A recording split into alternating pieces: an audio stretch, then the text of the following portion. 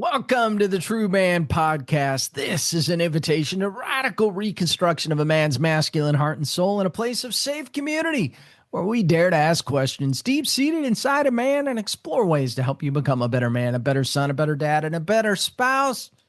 How are you doing? Thank you for being here again this week on the True Man Podcast. What an honor to have you along for the ride right here in the middle of these hot days of summer. Man, I love the summer months, but you got to admit, it's pretty smoking hot out there. We have tapped in around 100 degrees here in Northwest Arkansas over the last couple of days. Looks like there are a few more days of it. And judging by the national maps, you're all experiencing a little heat. But, I want to encourage you. It's hot out there. Make sure you stay hydrated. If you want to know how you could stay better hydrated, reach out to me.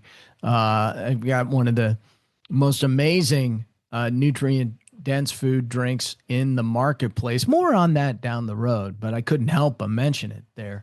But if you really want to know how to stay healthy and hydrated, seriously, reach out to me. But, stay hydrated while you're out there and go exploring God's get outside and explore what God's got for you outside. I think this is critically important to our health. We need to be taking better care of our temple. I was out walking around in a public place yesterday, and it's amazing to me how many people are just flat out not taking care of themselves. And really, listen, we have so many opportunities to do that now. There's really no excuse. You don't want to be up at the hospital any sooner than you have to. And if you're anything like me, I've got so many things I'm grateful for to live for. And we need to take care of our bodies, and we can do that. We can do that. So make sure you're taking care of your temple and enjoying the summer months at the same time. Well, welcome to podcast number 249, How to Lead Your Family When You Don't Feel Like a Leader. I think this is an important topic to touch on because it's something that comes up, and I think it's more of a confidence issue. I think it's more of a knowledge issue. It's not something that we talk about often enough or really teach often enough. So we're heading towards episode 250. Well, what an important year. Wow. America celebrates 250. The True Man Podcast celebrates 250. So I'm looking forward to bringing you that show. A lot of things we're going to roll out on that show. In fact, I'm going to touch on one specific thing here today. But let's dive into the podcast and talk about being a leader for your family. And as I begin, I want to tell you about a man that I sat down with not long ago. He's in his mid-40s, a good man, a provider. He shows up in life, which is half the battle most of the time. He does things right by most measures. And he looked across the table at me and he said something I've heard from 100 different versions of, really, from 100 different men. He said, Mike, I want to lead my family. I know I'm supposed to, but half the time, I don't even feel like I know what I'm doing. How I'm supposed to lead people how am I supposed to do it when I can barely lead myself, get myself together? And I looked up at him. I said, brother, that feeling you have, that's not disqualification. You just don't throw in the towel. In fact, that there's something to it. And that's the beginning of something. Because here's a lie that is keeping more men passive than about any other lie, and there are a lot of them. It's the lie that leadership is a feeling, that real leaders feel confident or more confident than everybody else. They feel equipped. They feel ready. That the man who hesitates, who looks at his family and feels the weight of the responsibility and honestly isn't sure he's up to it all, that man should step back and wait until he figures it all out. Now, you don't want to be that guy.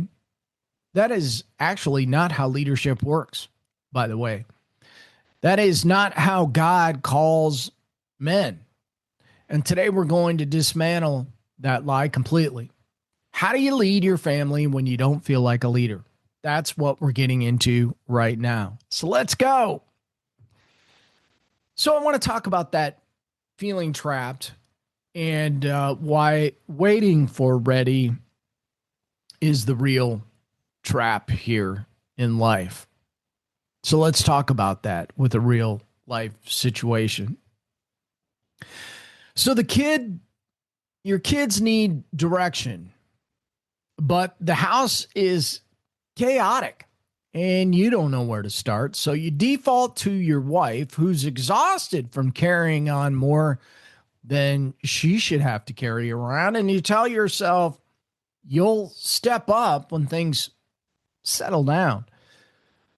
But guess what? Things, well, they never settle down, do they? Or the marriage is drifting.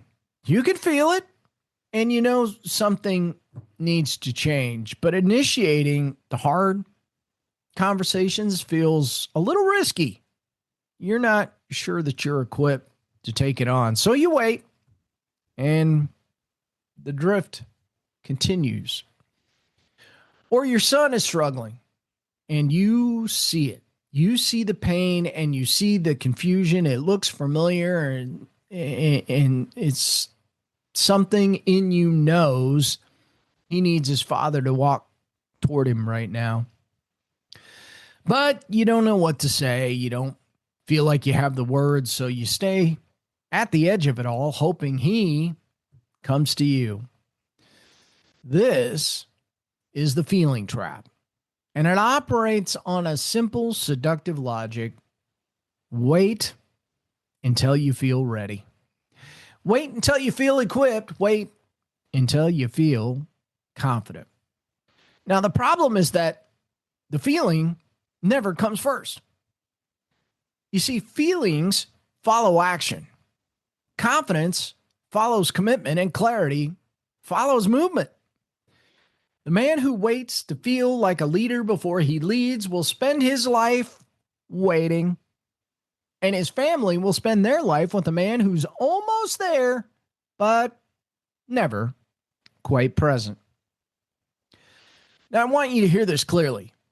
The most important leadership decisions you will ever make will almost always be made in the absence of full confidence, full clarity, and full readiness. Did you hear that? In the absence of full confidence, full clarity, and full readiness. Now, you see, this is not a flaw in the system. Oh, no. This is the system. Let me give you an example, a biblical one. You see, Joshua didn't feel ready to lead the Israelites when Moses died. He was terrified. And God's response was not, well, get your confidence together, brother. It was, be strong and courageous. In fact, he said it to him 4 times. Do not be afraid. Do not be discouraged, for the Lord your God will be with you wherever you go. Yes, be strong and courageous. Move. I'll be with you on the way. That, friend, is the model. That is how God equips leaders, not before the step, but through it. So here's the question I want you to sit with. Where in your family right now are you waiting to feel ready before you lead? Name the specific situation, because that is exactly where you need to move into first. So you may be asking yourself, what does real family leadership look like? Well, let me start with this. I'll tell you what family leadership is not.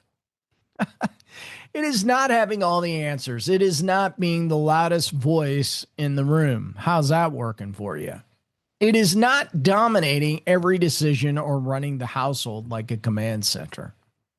You won't pull it off. I've seen that version of leadership up close. Men who controlled everything, demanded compliance, projected authority, and what it produced in their children was not respect. It was fear and distance, and eventually rebellion. I think we've all seen that. If not in our own house, somebody else's. Real family leadership is something quite different. It's quieter, more costly, and far more powerful. Here's the definition I keep coming back to, one I believe is rooted in the standard God actually calls men to be. A leader is the person whose presence makes the people around him more of who they're supposed to be. Let me read that one more time. A leader is the person whose presence makes the people around him more of who they're supposed to be. Not whose presence controls people, whose presence releases them. A father whose presence makes his kids more confident, more honest, more secure, more themselves. A husband whose presence makes his wife feel known, valued, covered, and free to be who God made her to be. Friends, that's a happier place. That is the mark of real leadership. Not the performance of authority, it is the fruit of it. And I want to connect this to something because over the years of working with men, I've come to believe that real family leadership is not built on personality type or natural gifting. It's built on character. And character, real, tested, consistent character, is built one decision at a time in the ordinary moments of the ordinary days. It's built when you lead with sacrifice instead of self-interest, and when you stand firm in hard circumstances instead of folding under pressure. When you bring calm into chaos instead of adding to it, when you control your reactions instead of weaponizing them against the people you love, you're gaining momentum. These are not personality traits. They are disciplines. They are marks. They are things a man builds deliberately, repeatedly over time until they become who he is. And here's what I want you to understand. These marks are available to every man in this conversation, not just the naturally strong ones, whatever that is, not just the ones who had a great father model. Every man who is willing to do the honest daily work of becoming who his family needs him to be. So let me ask you something. If the people in your home were asked to describe the kind of leader you are today, not the leader you intend to be, not the leader you were 5 years ago, what would they say? And is there a gap between that answer and the man you know you're called to be? So I want to introduce something to you today, not as an advertisement, as a resource, something that I believe in deeply and have poured a significant part of my time and life into building over the last few weeks and months. In fact, next week, as I mentioned earlier, we're going to roll out the 250th podcast. And I'm going to speak directly into what's coming next week, but here's a taste. I like to call this the standard of a restored man. And before I tell you what it is, let me tell you why it exists. Because one of the things I hear most consistently from men who want to lead their families better is this: I don't know what the standard is. Nobody ever gave me the code. I want to lead well, but lead by what?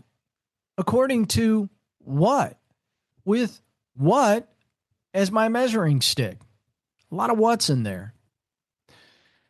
So I believe that question deserves a real answer.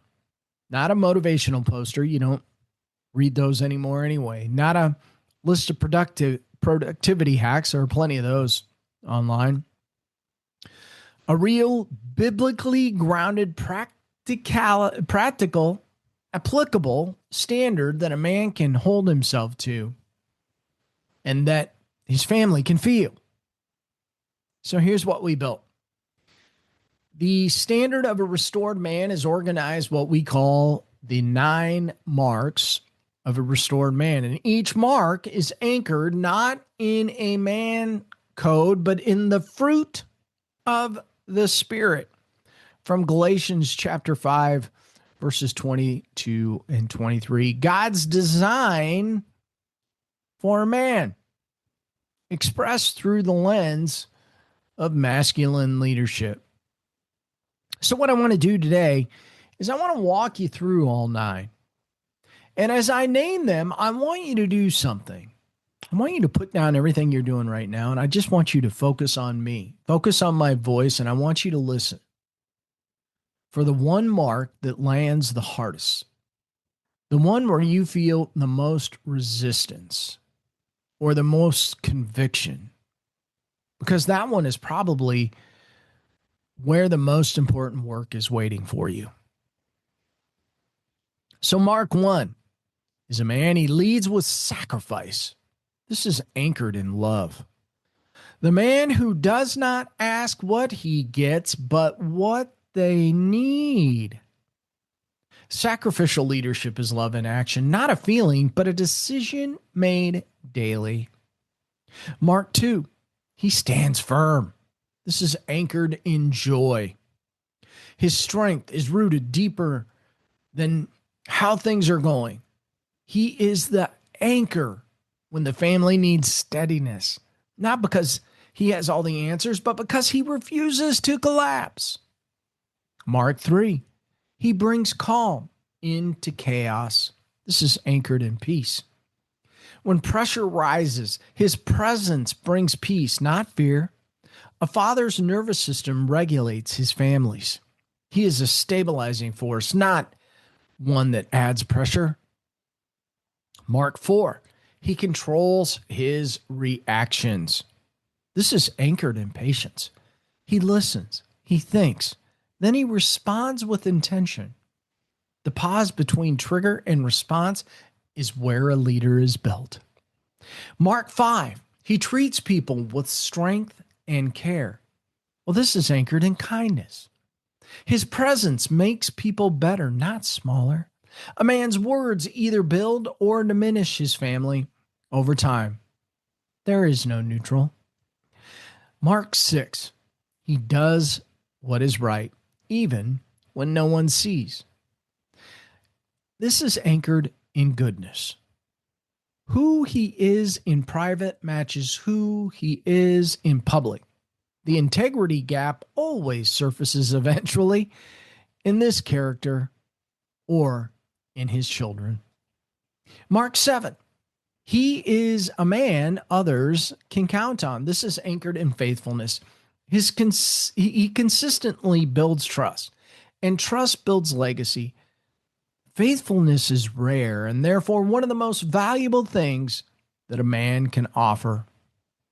Mark 8, he operates with strength under control. This is anchored in gentleness. You see, a real strength doesn't shout, it stands. Power and force are not the same. Meekness is not weakness, it is strength, yielded in the right direction.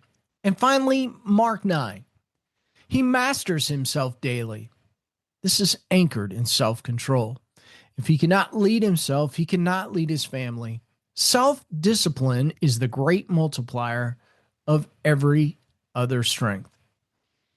There it is. 9 marks, 9 disciplines rooted in the 9 fruits of the Spirit. And here's what I want you to feel right now. This is not a standard design to condemn you.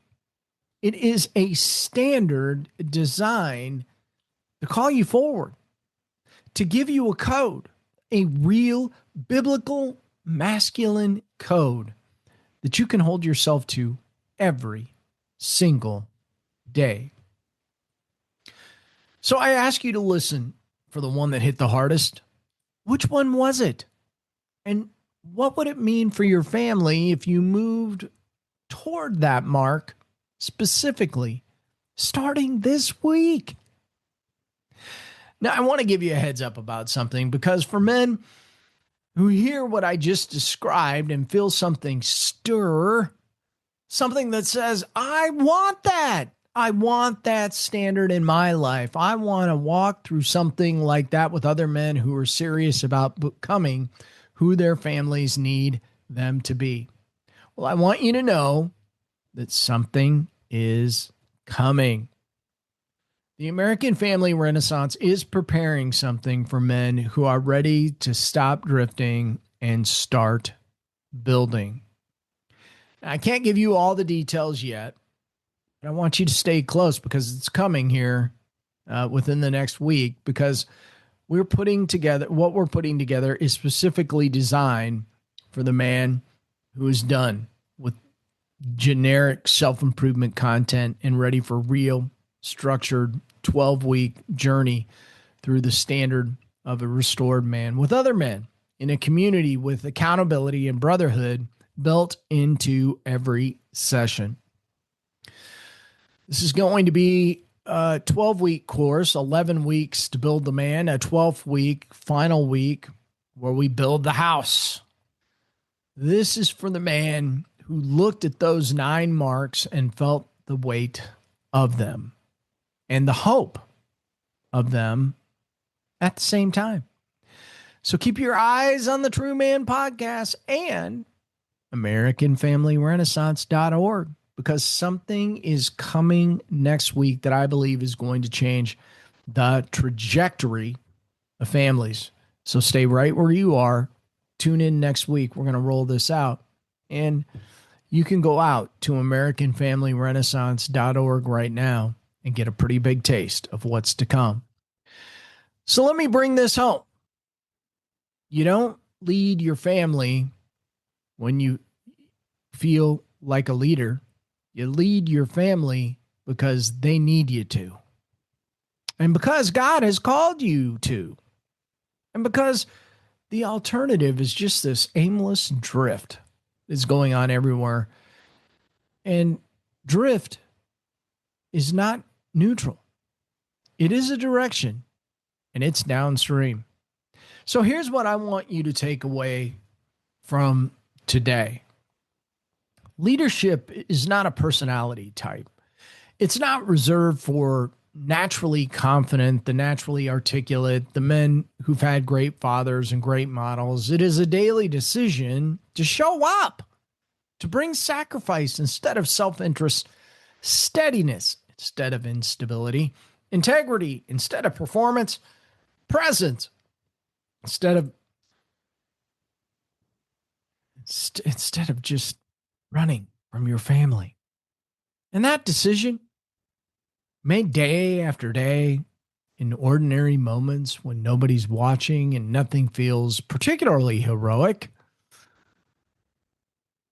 well, that builds a family. That's what makes a family last. A marriage that holds, children who grow up and carry something into the world worth carrying. You don't have to feel ready. You just have to move.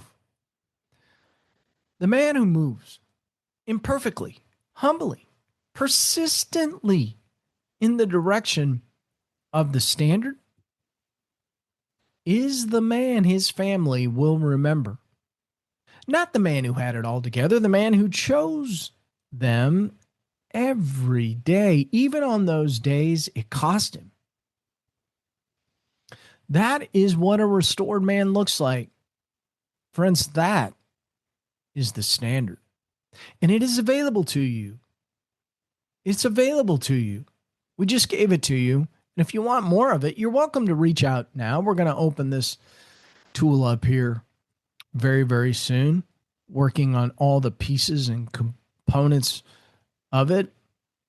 And I'm excited, really, really excited to roll this out this fall. And you're going to hear me talking about a lot about it in the coming weeks.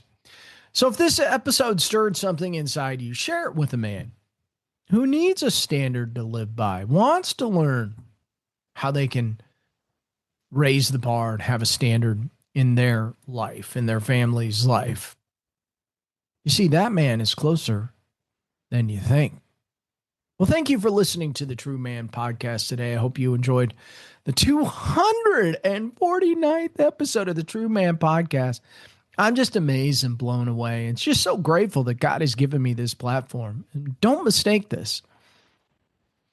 I hear a lot of people tell me, Mike, you're doing do a great job. All of this, every bit of it comes through the Holy Spirit. Let there be no doubt. Let there be no doubt. Well, thank you for listening to the True Man podcast. If you enjoyed this episode, please go out and leave me a great review on your favorite podcast channel. Go out and check out AmericanFamilyRenaissance.org. If you want to hop on my calendar, feel free to do that. You can send me an email at mike@truemanlifecoaching.com. I just love hearing from you guys and learning from you guys. This is what builds the content. You're helping build the content and creating the curation of the American Family Renaissance and helping to change lives everywhere and help men be the best that they can be. God bless you. Thank you for listening. Can't wait to see you next week on the 250th episode of the True Man podcast. God bless. Go out and have your best day ever.